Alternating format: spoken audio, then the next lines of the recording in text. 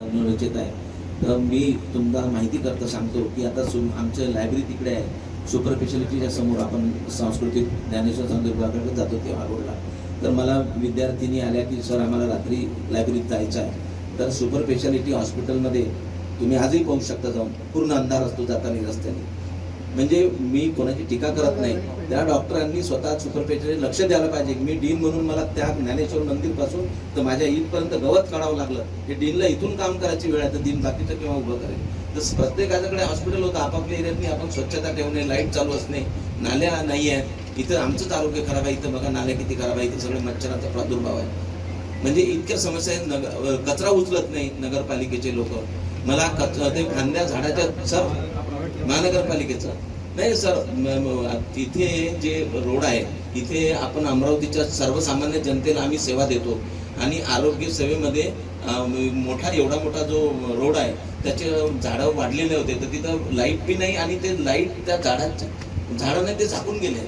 ते मला झाडं कापण्यासाठी महानगरपालिकेच्या आयुक्ताला जाऊन भेटावं लागलं. त्यांना विनंती करावी लागली की आमच्याकडे उंच शिडी नाही, तुम्ही कापून द्या. तुम्ही तेव्हा निवडून यायचेच होते, मी ते पण काम करून घेतलं.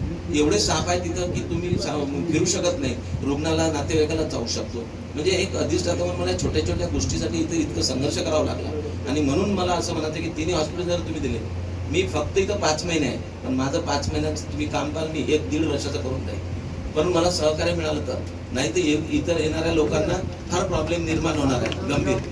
आणि डीन आल्यावर केव्हाही सगळे हॉस्पिटल चांगले होत असतात, कारण आमचं सातत्याने इन्स्पेक्शन होते नॅशनल मेडिकल कमिशनकडून की तुमची व्यवस्था आहे की नाही, सगळं पाहतात.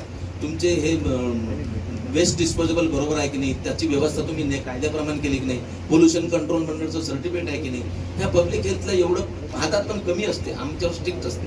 त्यामुळे आम्हाला ते करावंच लागतं. तर मला असं वाटतंय, आपण सगळे अमरावतीवासी आहे, की तिन्ही जर आले तर 7-8 वर्षात त्याचा कायापालट होईल आणि नंतर हँडओव्हर आम्ही यांनाच करणार आहोत, कारण आम्ही आमच्या जागेत जाणार. ही एक महत्वाची समस्या आहे सर. इथं लाईटच नाही या कॅम्पसमध्ये. तुम्ही बघा आज रात्री PWD